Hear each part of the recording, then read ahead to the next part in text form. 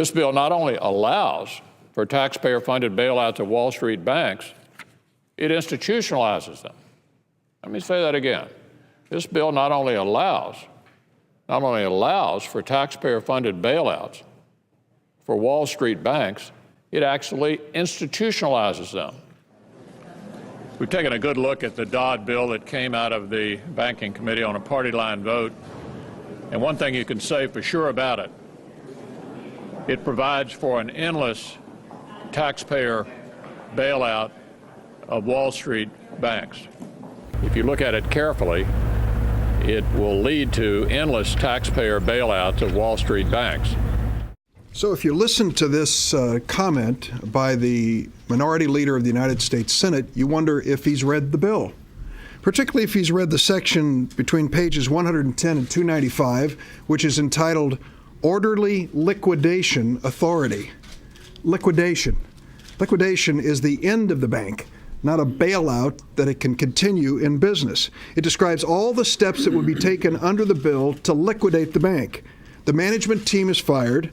The shareholders are wiped out. The firm's assets are sold off to pay any firm debts.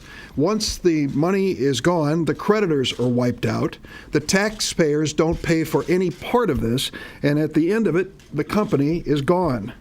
There's nothing to bail out.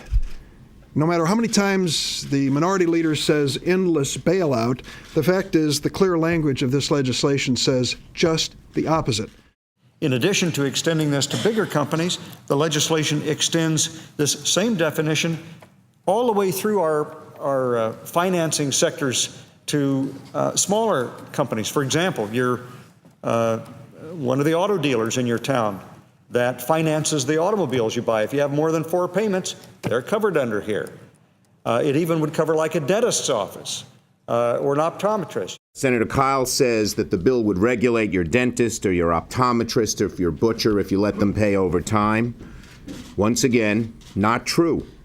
The new Consumer Protection Agency will make sure that consumers are getting financial products they understand, not meat or eyeglasses, and services that will help save the money or buy a home. It makes sure that there's a level playing field so that financial companies who play by the rules don't have to compete with companies who don't. We saw this with mortgages. Some of the banks were better regulated. The mortgage brokers who weren't just let the thing go off the deep end. The representations we hear are nothing less than an attempt to scare the average American that the consumer agency is actually protecting. And again, it's 1984 doublethink. This is a consumer protection agency, and they're saying it's bad for you. Bottom line, on the health care bill, we allowed too many lies to get out there without rebuttal because we thought they were so obviously untrue. But we've learned our lesson. And the minute these things come out of the mouths of some of our Republican colleagues, we rebut them. And we rebut them again and again.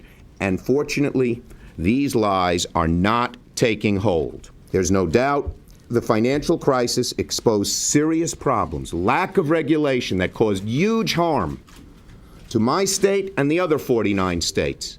And it must be corrected so it doesn't happen again. Some Republicans realize that. Some Republicans understand we need compromise, and if their leadership would let them, they'd join with us right away. The rhetoric on my side of the aisle saying that this orderly liquidation title basically keeps too big to fail in place, the central pieces of it, that's not true. Let's come to the floor and let's act like adults. Let's tone down the rhetoric. Let's don't exaggerate the pluses or the minuses. Let's do what the Senate was created to do. This is our chance for real Wall Street reform. Senator McConnell can meet with other colleagues and the lobbyists from Wall Street. But the bottom line is the American people expect us to move forward with a bill that is going to make America a safer place in terms of our economy and avoid a repeat of this recession.